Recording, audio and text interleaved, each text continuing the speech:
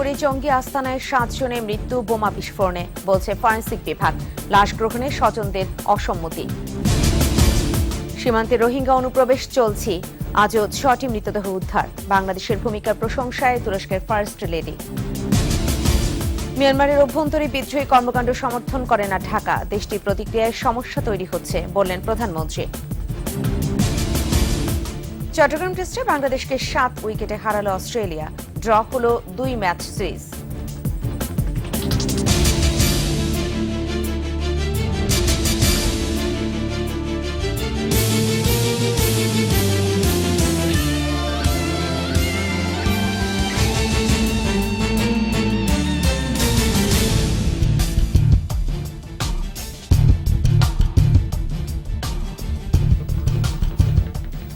এতক্ষণ শুনছিলেন first security ইসলামী bank limited সংবাদ শিরোনাম। আপনাদের প্রত্যেককে আমন্ত্রণ জানাচ্ছি সন্ধ্যা 7:21 সংবাদে, আর সাথে থাকছি আমি ফেরদৌসী আহমেদ। মিরপুর জঙ্গি আস্তানায় নিহতদের 7 জন বোমা বিস্ফোরণ ও আগুনে পুড়ে মারা গেছে বলে জানিয়েছে ঢাকা মেডিকেলের ফরেনসিক বিভাগ। এদিকে নিহত জঙ্গিদের লাশ গ্রহণ না করার কথা জানিয়েছেন স্বজনরা। অপরদিকে জঙ্গি আস্তানায় এখনো বিপুল পরিমাণ অবিস্ফোরিত আইইডি ও ইলেকট্রনিক সরঞ্জাম রয়েছে বলে ধারণা র্যাবের। প্রণব চক্রবর্তীর রিপোর্ট। গেল মঙ্গলবার রাজধানীর মিরপুর দারুসালাম থানা এলাকার জঙ্গি আস্তানায় বিস্ফোরণে মারা যায় আব্দুল্লাহ সহ 7 জন।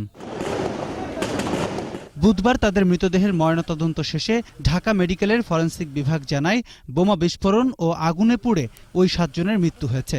দেহাবশের সাথে আমরা কিছু জিনিসপত্র পেয়েছি আলামত হিসাবে, যেখানে কিছু স্প্লিন্টার ছিল, পাশাপাশি কিছু লোহার টুকরা ছিল। এদিকে জঙ্গি আস্তানায় তৃতীয় দিনের মতো অভিযান পরিচালনা করেছে র্যাব। ভবনের 6ষ্ঠ তলায় বিপুল পরিমাণ ইলেকট্রনিক পণ্য ও আইডি আছে বলে জানিয়েছে র্যাবের গণমাধ্যম শাখার পরিচালক। লুকায়িত অবস্থায় ছিল আরও বেশ কিছু আইডি, যেটা বিভিন্ন রকমের কেমিক্যাল দিয়ে তৈরি, যেটা আপাতত ধারণা করা হচ্ছে এরকম বেশ কিছু উদ্ধার করা হয়েছে। জঙ্গি আব্দুল্লাহর বাসার কর্মচারী কামাল ও এলাকার নৈশ প্রহরী সিরাজুলকে না পাওয়ার অভিযোগ করেছেন স্বজনরা। তবে দুজনকে গ্রেফতারের কথা বললেও তদন্তের স্বার্থে তাদের পরিচয় দিতে অস্বীকৃতি জানিয়েছে র্যাব। এদিকে নিহতদের মৃতদেহ স্বজনরা গ্রহণ করতে চান না বলেও র্যাবের পক্ষ থেকে জানানো হয়েছে। প্রণব চক্রবর্তী, 21 টেলিভিশন, ঢাকা।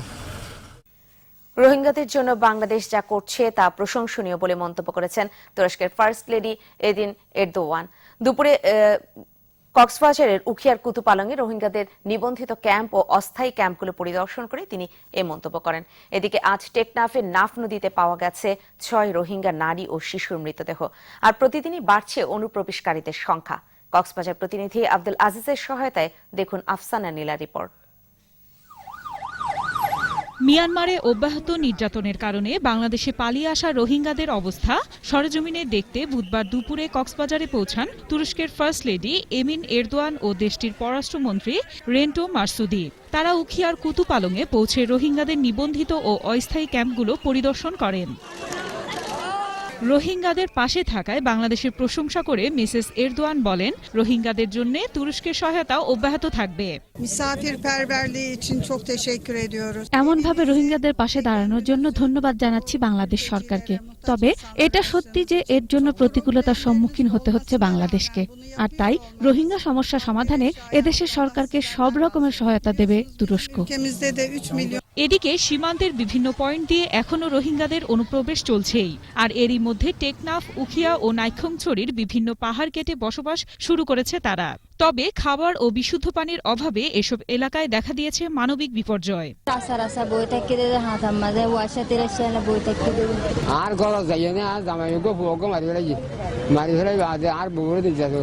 অন্যদিকে আজও পাওয়া গেছে 6 রোহিঙ্গার মৃতদেহ। টেকনাফের শাহপরীর দ্বীপ থেকে 3, সাভারাং থেকে 2 ও নোয়াখালীপাড়া থেকে 1 জনের মৃতদেহ উদ্ধার করা হয়। মিয়ানমারের রাখাইন রাজ্যে সেনা অভিযানের পর এ পর্যন্ত নৌডুবি ও গুলিবিদ্ধ অবস্থায় 71 রোহিঙ্গার মৃতদেহ পাওয়া গেছে। আন্তর্জাতিক অভিবাসন সংস্থার হিসেব অনুযায়ী দেশে প্রবেশ করেছে প্রায় 1,25,000 রোহিঙ্গা। আফসানা নীলা, 21 টেলিভিশন। মিয়ানমারের অভ্যন্তরে বিদ্রোহী কর্মকাণ্ডে কোনো ধরনের সমর্থন করে না বাংলাদেশ। তবে মিয়ানমারের প্রতিক্রিয়া বাংলাদেশের সমস্যা তৈরি করছে বলে অভিযোগ করলেন প্রধানমন্ত্রী শেখ হাসিনা। বঙ্গোপসাগর কেন্দ্রিক বহুমাত্রিক কারিগরি ও অর্থনৈতিক সহযোগিতা বিষয়ক সংস্থা বিমস্টেকের মহাসচিব জেনারেল সুমিত নাকান্দালার সঙ্গে বিদায়ী সাক্ষাতে বাংলাদেশের এই অবস্থান তুলে ধরেন প্রধানমন্ত্রী। এর আগে প্রধানমন্ত্রী শেখ হাসিনার সঙ্গে সৌজন্য সাক্ষাৎ করেন United Nations Industrial Development Organization এর মহাপরিচালক লি ইয়াং। এ সময় বাংলাদেশের শিল্প খাতে উন্নয়নের চিত্র তুলে ধরেন প্রধানমন্ত্রী। জাতিসংঘের পক্ষ থেকে সহযোগিতা অব্যাহত থাকবে বলেও আশ্বাস দেন লি ইয়াং। সরকার সতর্কতার সাথে রোহিঙ্গা পরিস্থিতি মোকাবেলা করছে বলে জানিয়েছেন সড়ক পরিবহন ও সেতুমন্ত্রী ওবায়দুল কাদের। সচিবালয়ে এক সংবাদ সম্মেলনে আওয়ামী লীগের সাধারণ সম্পাদক বলেন, রোহিঙ্গা জনস্রোতের বিশাল বোঝা বহন করার ক্ষমতা বাংলাদেশের নেই। নির্যাতিত মানুষের সঙ্গে মাদক কিংবা অস্ত্র যুক্ত হচ্ছে কিনা সে বিষয়ে সরকার উদ্বিগ্ন। শুধুমাত্র মানবিক কারণে রোহিঙ্গাদের আশ্রয় দেওয়া হচ্ছে বলেও জানান ওবায়দুল কাদের। একই সাথে এই সমস্যা সমাধানে জাতিসংঘকে এগিয়ে আসার আহ্বান জানান তিনি। আমরা খুব সতর্কতার সঙ্গে রোহিঙ্গা পরিস্থিতি মোকাবিলা করছি। এই জনস্রোতের বিশাল বোঝা বহন করার ক্ষমতা আমাদের নেই। নির্যাতিত মানুষের সঙ্গে মাদকের স্রোত আসছে কিনা এবং অস্ত্রের কোনো বিষয় যুক্ত হচ্ছে কিনা, এটা তো আমাদের জন্য আরো বেশি উদ্বেগের। এবার রয়েছে বাংলাদেশ অস্ট্রেলিয়া টেস্ট সিরিজ প্রসঙ্গ। চট্টগ্রাম টেস্টে বাংলাদেশকে 7 উইকেটে হারিয়ে সিরিজ ড্র করল অস্ট্রেলিয়া। দ্বিতীয় ইনিংসে জয়ের জন্য মাত্র 86 রানের লক্ষ্যে ব্যাট করতে নেমে 3 উইকেট হারিয়ে চতুর্থ দিনই জয় তুলে নেয় অজিরা। এর আগে ব্যাটিং ব্যর্থতায় দ্বিতীয় ইনিংসে মাত্র 157 রানে গুটিয়ে যায় বাংলাদেশ। ঢাকায় প্রথম টেস্টে 20 রানে জিতেছিল স্বাগতিকরা। বিস্তারিত জানাচ্ছেন সৌরভ ইমাম। বাংলাদেশের ব্যাটিং ব্যর্থতায় জয়ের জন্য অস্ট্রেলিয়ার লক্ষ্য দাঁড়ায় মাত্র 86 রান। স্বল্প পুঁজি তাড়া করতে গিয়ে আগ্রাসী ব্যাটিংয়ে একদিন হাতে রেখেই জয় তুলে নেয় অস্ট্রেলিয়া। দ্রুত রান তুলতে গিয়ে ওয়ার্নার 8, রেশো 22 রানে আর স্মিথ 16 রানে আউট হন। পরে ম্যাক্সওয়েল আর হ্যান্ডসকম জুটি দলকে জয়ের বন্দরে নিয়ে যান। এর আগে দ্বিতীয় ইনিংসে ব্যাটিংয়ে নেমে শুরু থেকেই বিপর্যস্ত বাংলাদেশ। দলীয় 11 রানের মাথায় অফ স্টাম্পের ওপর বলে খোঁচা দিয়ে ফেরেন সৌম্য সরকার। এরপর শুধুই যাওয়া আসার মিছিল। ইমরুল কিংবা তামিম এবং পরে সাকিব নাসির কেউ আত্মবিশ্বাসের সঙ্গে খেলতে পারেননি। ব্যাকফুটে থাকা বাংলাদেশকে কিছুটা আলো দেখিয়েছিলেন মুশফিকুর রহিম ও মুমিনুল হক। 32 রানের জুটি গড়েছিলেন এই দুই ব্যাটসম্যান, কিন্তু প্যাট কামিন্সের বলে উইকেটের পেছনে অধিনায়ক মুশফিক 31 রানে ক্যাচ দেন। এরপর মুমিনুলও 29 রানে বিদায় নিলে স্বপ্ন ফিকে হতে থাকে স্বাগতিকদের। প্রথম ইনিংসে 7 উইকেটের পর দ্বিতীয় ইনিংসে 6 উইকেট দখল করে বাংলাদেশের সিরিজ জয়ের স্বপ্ন গুড়িয়ে দেন অজি স্পিনার লিওন। সৌরভ ইমাম, 21 টেলিভিশন। নিচে ইসলামী ব্যাংক বিরতি যখন ফিরছে তখন অন্যান্য খবরের সঙ্গে আরো থাকবে। ঈদ শেষে আজও রাজধানীতে ফিরছেন মানুষ। সড়কপথে স্বস্তি থাকলেও নৌপথে তীব্র যানজট। শক্তিশালী ঘূর্ণিঝড় ইরমার আঘাতে ক্যারিবীয় দ্বীপপুঞ্জে 9 জনের মৃত্যু, 90% এলাকা ধ্বংসস্তূপে পরিণত।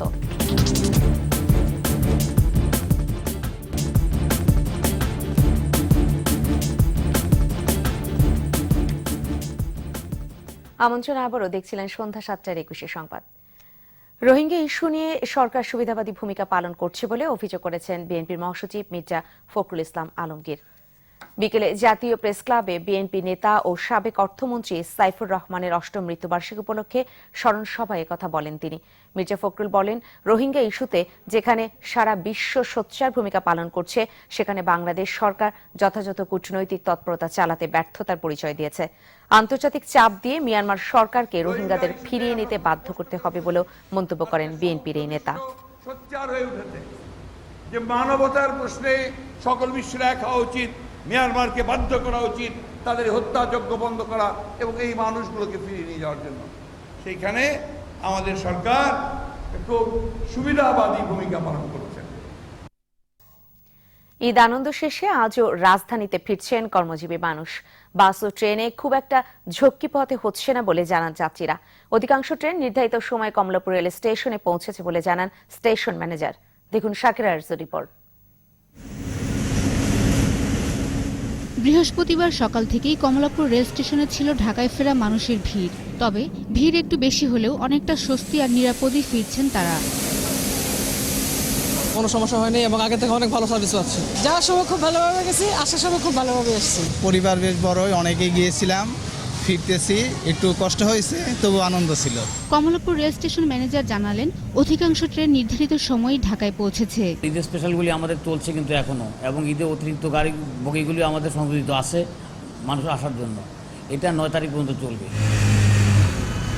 এদিকে বাস যাত্রীরাও বেশ আরামে রাজধানীতে ফিরছেন, পথে নেই তেমন কোনো ঝামেলা। আগে আসলাম জাম বাড়তে পারে এই জন্য। ছুটির আগে এই জন্য তেমন কোনো সমস্যা নেই, রাস্তায় জ্যামও নাই। আগামীকাল থেকেই রাজধানী তার চিরচেনা রূপে ফিরবে বলে মনে করছেন সবাই। শাকের আরজু, 21 টেলিভিশন, ঢাকা। পদ্মার ডুবোচরের কারণে কাঁঠালবাড়ি শিমুলিয়া রুটে ফেরি চলাচল এখনো ব্যাহত হচ্ছে। নদীর দুপারে সৃষ্টি হয়েছে তীব্র যানজট।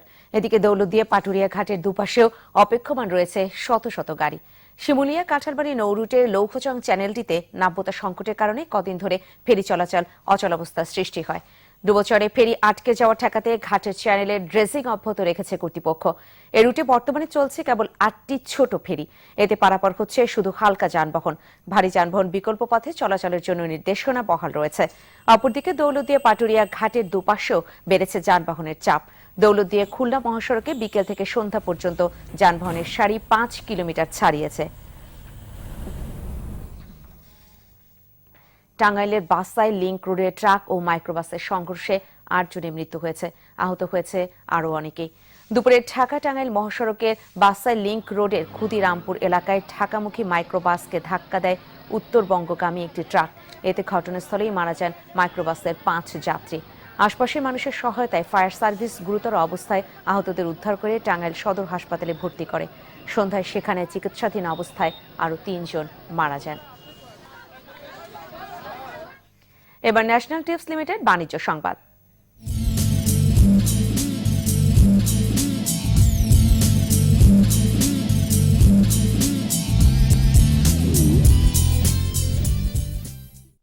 ঈদের বন্ধের পর হিল স্থলবন্দরে কার্যক্রম চালুর দ্বিতীয় দিনে অনেকটাই সরগরম হয়েছে বন্দর এলাকা। আজও আমদানি হয়েছে বিপুল পরিমাণ পণ্য। বন্দর কর্তৃপক্ষ জানিয়েছে, সকাল থেকে সন্ধ্যা পর্যন্ত মোট 147টি ট্রাক বিভিন্ন পণ্য নিয়ে চেকপোস্ট অতিক্রম করে। বন্দর এলাকায় আজ খালাস হয়েছে চাল, পেঁয়াজ, খৈল, গম, ভুট্টা, বীজ, টাইলস ও পাথর। এছাড়া বন্দরের ওপারে অপেক্ষায় আছে আরও পণ্য। কয়েকদিনের মধ্যেই বন্দরের সার্বিক কার্যক্রম আরও গতিশীল হবে বলে জানিয়েছে কাস্টমস কর্তৃপক্ষ।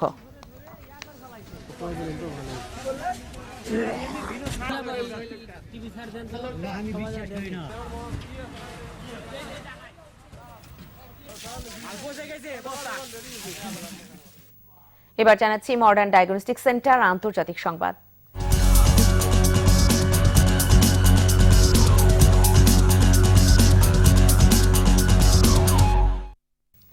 আটলান্টিক মহাসাগরে সৃষ্ট শক্তিশালী ঘূর্ণিঝড় ইরমার আঘাতে এখন পর্যন্ত 9 জনের মৃত্যু হয়েছে। বারমুডা দ্বীপের প্রায় 90% এলাকা ধ্বংসস্তূপে পরিণত হয়েছে। স্থানীয় সময় বুধবার ঘন্টার প্রায় 300 কিলোমিটার বেগে ঝোড়ো হাওয়া নিয়ে ক্যারিবীয় দ্বীপপুঞ্জে আঘাত হানে 5 মাত্রার ঝড়টি। এতে বারমুডা দ্বীপে প্রায় 95% ঘরবাড়ি বিধ্বস্ত হয়। পুরো দ্বীপটি পানির নিচে তলিয়ে গেছে। এছাড়া এন্টিগুয়া, সেন্ট মার্টিন দ্বীপ ও পুয়ের্তো রিকোতেও ব্যাপক ধ্বংসযজ্ঞ চালায় ঝড়টি। বর্তমানে এটি ডমিনিকান রিপাবলিকের দিকে অগ্রসর হচ্ছে।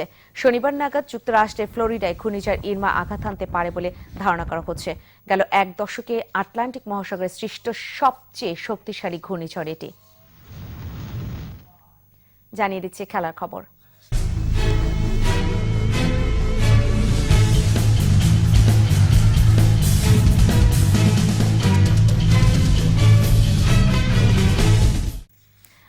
শুরুতেই টেনিস।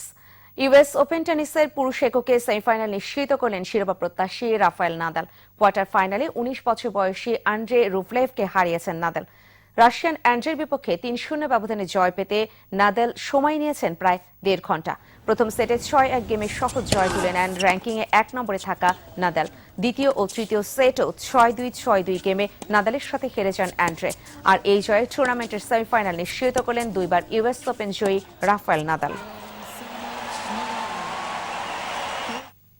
এবার জানাচ্ছি ক্রিকেটের খবর।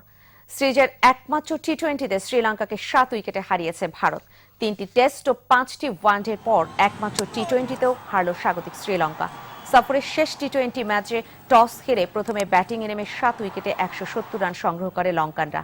দলের হয়ে সর্বোচ্চ 53 রান করেন দিলশান বুনাওয়ারা, আর আশান ফিয়ানচান 40 ও ঈশ্বর উদানা অপরাজিত থাকেন 19 রানে। জবাবে বিরাট কোহলি ও ম্যানিশ পান্ডিয়ার দুর্দান্ত ব্যাটিংয়ে 7 উইকেট হাতে রেখেই জয় তুলে নেয় সফরকারীরা।